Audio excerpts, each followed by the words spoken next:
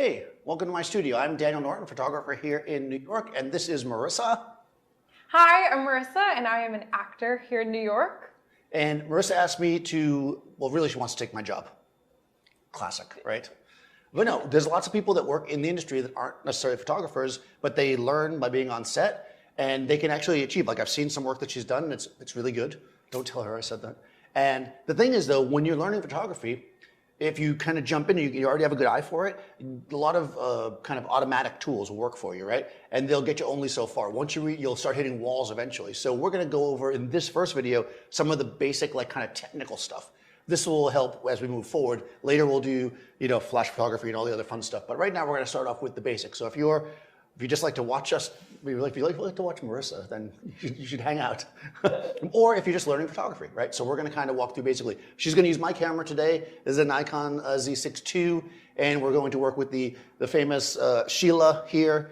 You've got a white, like literally white mannequin against a grayish background, and we're gonna talk about exposure and how we're gonna make that work. So I've got everything on a tripod so we can lock things down.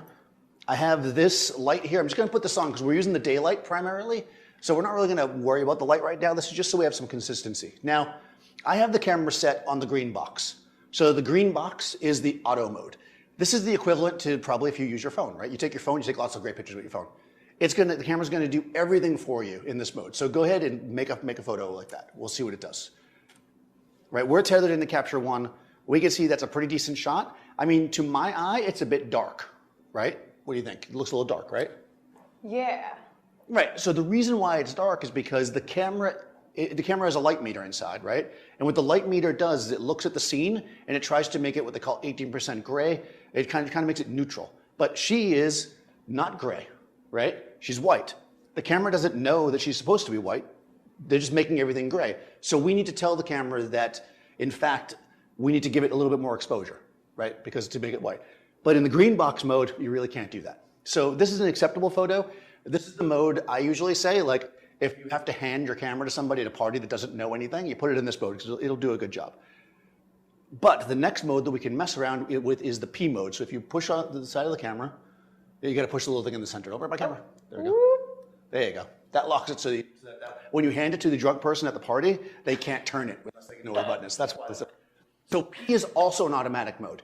However, it automatically will choose your ISO, which we're going to talk about in a second, your shutter speed and your aperture, right? But some of the other manual things in the camera, like your white balance and stuff, you control. So when you take a picture in the P mode, we should also get a similar exposure. Go ahead and make a shot like this. Well, we might see the color being slightly different, right? We can see the color slightly different, even though the first shot, here, I'll bring both up on the screen. We can see that the color is a little bit different, but really the exposure is pretty close. That's because I have the camera set to a white balance that is not, exactly correct for this. I kind of did that on purpose so you would see the difference. Okay, so you're like, Daniel, but it's the same picture. Like, what did you teach me? Nothing. I'm going home. Right? That's what she's saying to me, really. That's what that smile means. That is what that smile.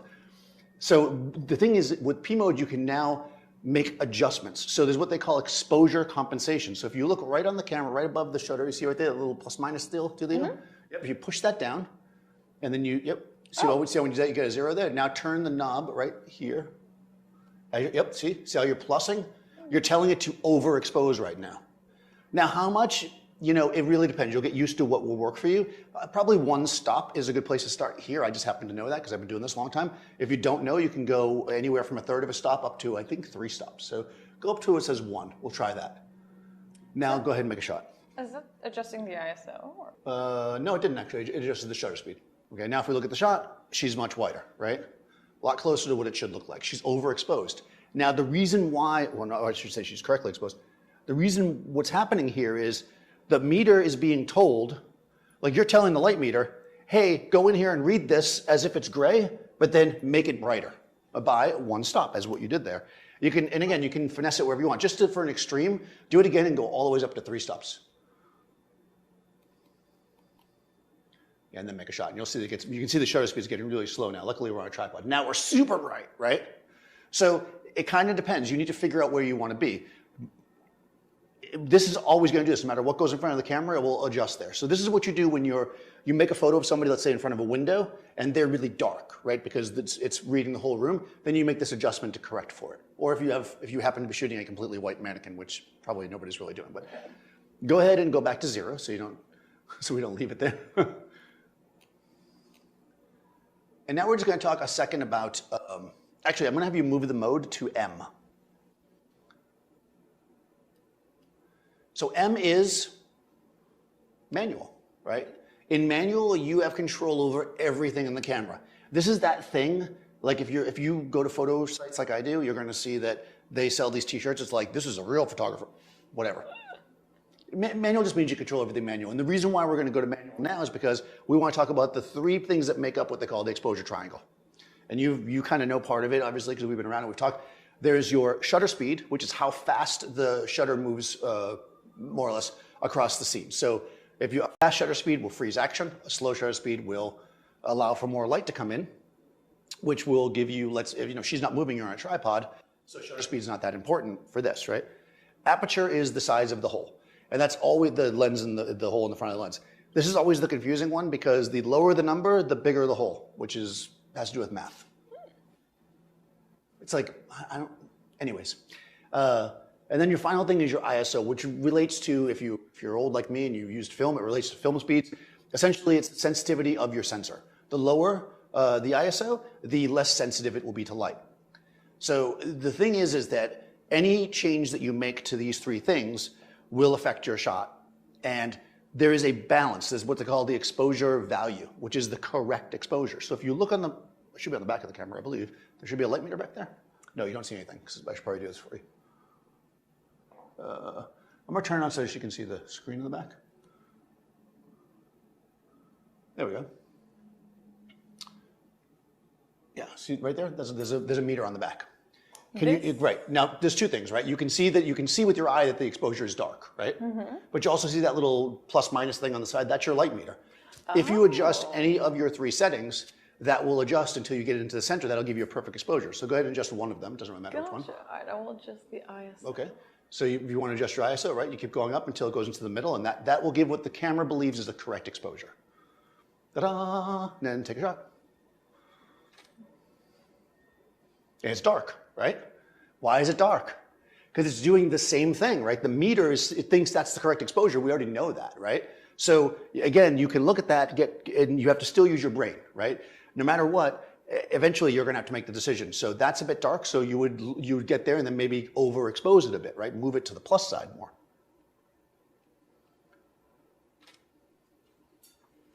And there you go, right? Simple as that. So we should just always adjust the ISO and be done. No, that's not true. Okay, so there's advantages and disadvantages to each one, right?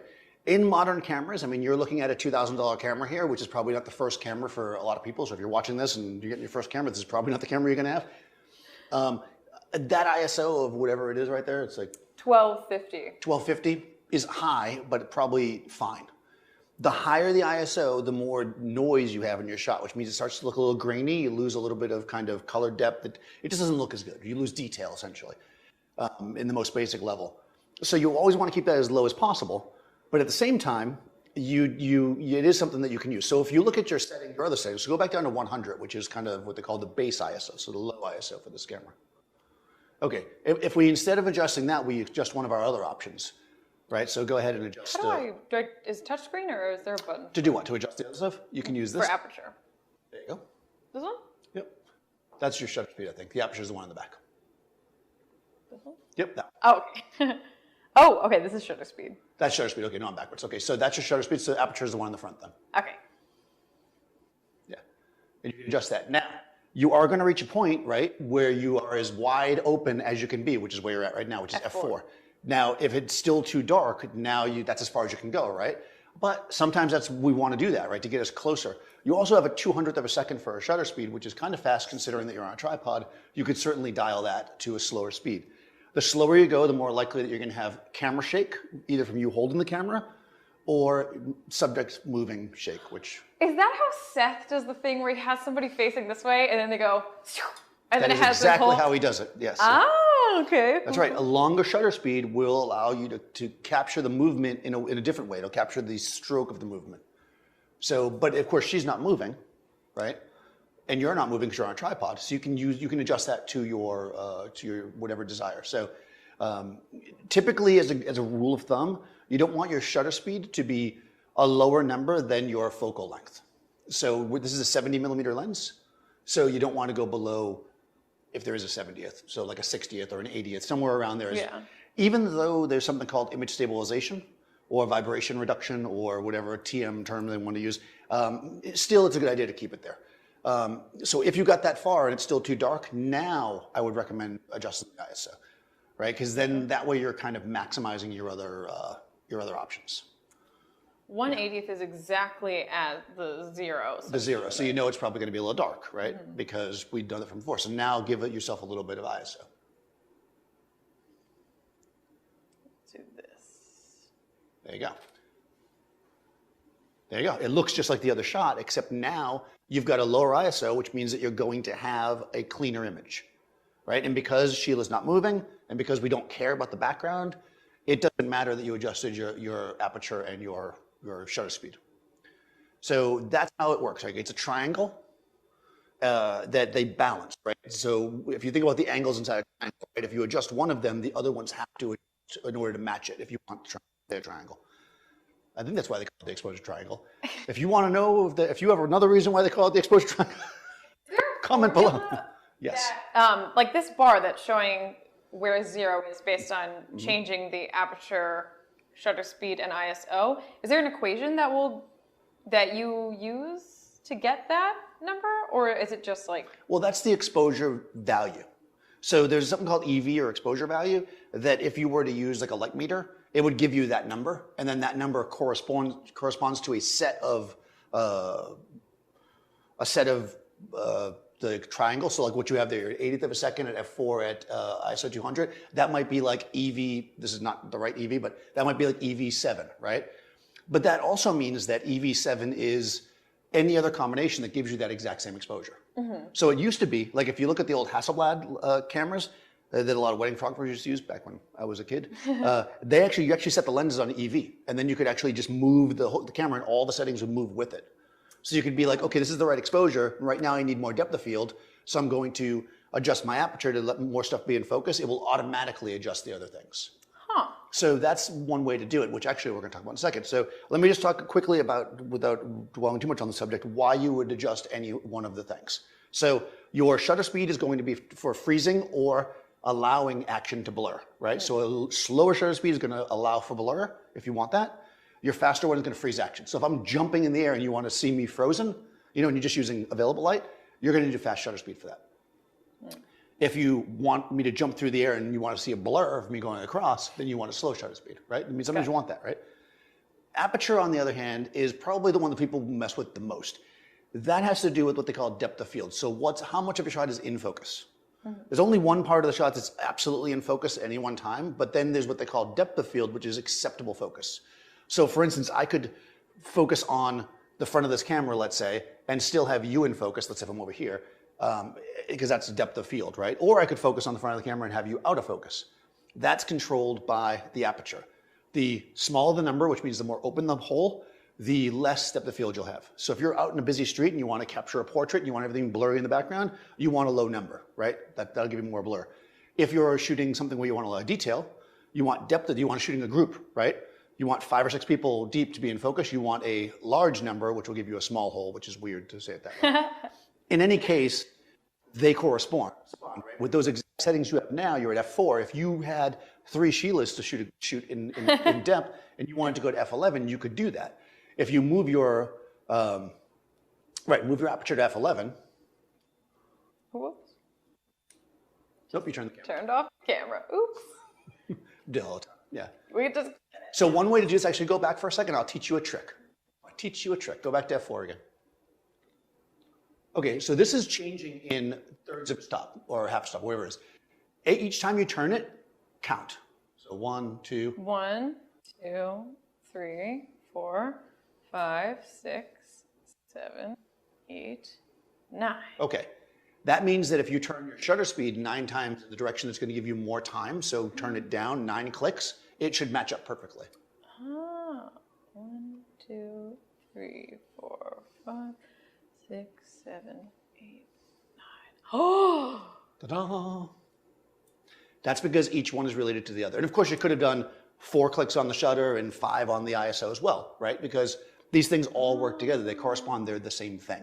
So remember, there's always only one absolute exposure that's correct. That's your EV that nobody ever talks about, but that's kind of an important thing behind the scenes. And all the other 3 parts of the exposure triangle, once you've locked that in, as one adjusts, the others will change as well, or they need to get the same exposure. Cool. Okay, so let's talk about one more quick thing before we end up this video, because it's probably getting super long. Let's talk about the modes on the camera. So we talked about the green box, which is the give it to the drunk person at a party mode, right? We talked about P, which is automatic, but with some ability to adjust it. P is probably one of the most, I mean, I joke and call it professional mode, but it's called programmed automatic, I think is what it stands for. The reality is, and I mean, I joke about it, a lot of wedding and event shooters use P because they're constantly in changing situations, and that gives them an automatic exposure, right? And they can still adjust it. So that's program automatic. Manual means it just is what it is. It's manual. You control everything.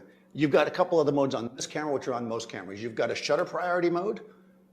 You've got an aperture priority mode. And that's it on this camera. Whoa. What do we got there? Oh, those are modes you can program in. Okay, so aperture. Yeah, so if you go to A, right? So if we go to the A mode, that's aperture priority. What that is another automatic mode, except the thing you're controlling or telling it that you want to stay the same is the aperture, and then it will pick the shutter speed. So now, if you're shooting, let's say, go to f4, you'll see that your shutter will automatically change with it. And there you go. Now, what's going to happen, again, is it's going to be dark, right? Because it's still using the meter and the camera. So you can still use that exposure compensation like we used in P mode if you want to get a proper exposure. So if Dave stood behind Sheila and it was a really low f-stop, then he'd be blurred out behind her. Okay, gotcha. She really wants to shoot a person. She's trying to build up to it. Here, okay, hold on. Ah, yes. No, okay. I'll be creepy behind Sheila. Oh, wait, it's focusing on you instead of Sheila. Well, then Sheila will be creepy behind me. There we go. Right, so only one of us should be in focus. Right? At f4, probably only one of us is really, truly in focus. Also, I'm much darker because I'm out of the light. Remember, she's super, super white, right? So it's exposing for her. Okay, so in aperture priority, you're picking your aperture. This is usually good if, let's say you're like, oh man, like that scene I was talking about. You're in the street, you want to do a shallow depth of field to keep everything out of focus, but the sun's coming in and out. And you don't want to be changing, you want to shoot fast, you put it in the aperture, you're like, I want to shoot at f4. And then as you shoot, as the sun goes up and down, the shutter speed will move for you. You know, unless you have it in automatic ISO, which is a separate thing, that will usually stay locked down. Which we'll talk about maybe in the future. But auto ISO is something I've learned to like, but I never really liked it at first because ISO is the thing that is the most damaging to your image if it goes too high. The rest of the stuff is a little bit different. Now, that's aperture priority. So you're going to use that for like portraits or things where you need to control your depth of field, but you don't necessarily care about the shutter speed. The other option is shutter priority, which is you set your shutter speed and it will pick the aperture, right? Pretty self-explanatory. That one, I find is probably the least used. If you guys use that, let me know.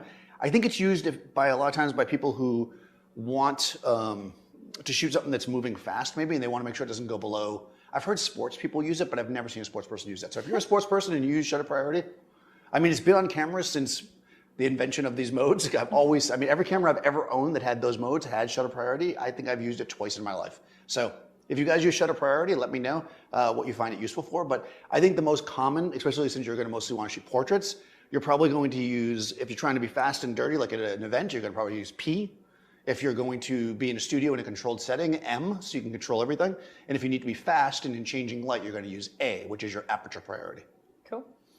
So that's it, I think. That's good for a first time. We're going to bring in, this series is going to, I'm going to move closer so I can be in focus as well. See how I just did that with the depth of field? We're going to cover a lot of stuff. We're going to get some subjects for you to photograph. We're going to do all kinds of things, guys. If you want to see something for Marisa to photograph, let us know in the comments, right? She wants to photograph, Sexy guys, which I'm all down for. I mean, well, her sexy guy. So, yeah, so and we'll do lighting, we'll do all that stuff, but we're going to do a couple more kind of basics videos like this. So if you're just learning, especially, and you felt like something here was a little confusing, you have questions, put them in the comments and I will answer them, and we'll move forward there. What do you think?